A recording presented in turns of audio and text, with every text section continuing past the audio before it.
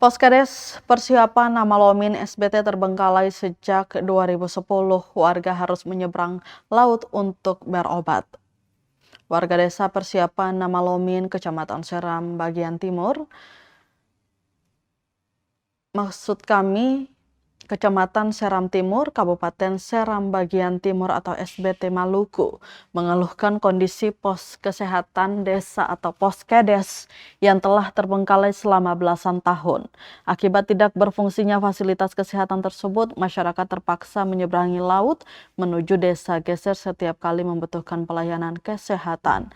Salah satu warga desa persiapan nama Lomin, Hasan Tuahuns, mengatakan Poskedes di desanya sudah tidak lagi memberikan pelayanan sejak 2010. Menurutnya hingga kini tidak ada satupun tenaga kesehatan yang ditempatkan di fasilitas tersebut.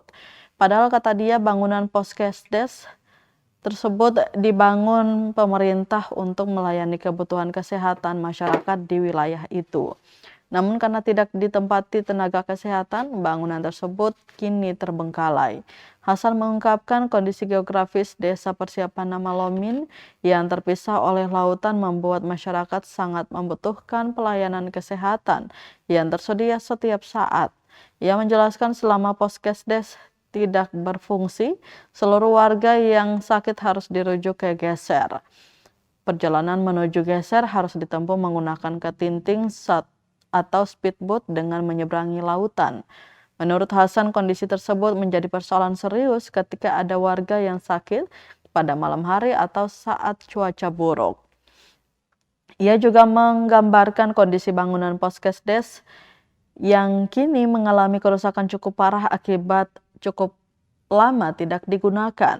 Pihaknya menilai jika terus dibiarkan bangunan tersebut hanya akan menjadi bangunan kosong yang tidak bermanfaat bagi masyarakat.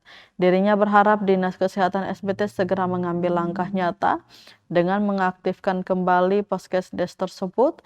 Ia menambahkan keberadaan tenaga kesehatan sangat penting, terutama untuk menangani kasus-kasus darurat seperti gigitan ular, tertusuk duri ikan pari, maupun penyakit lainnya sebelum pasien dirujuk ke fasilitas kesehatan yang lebih lengkap.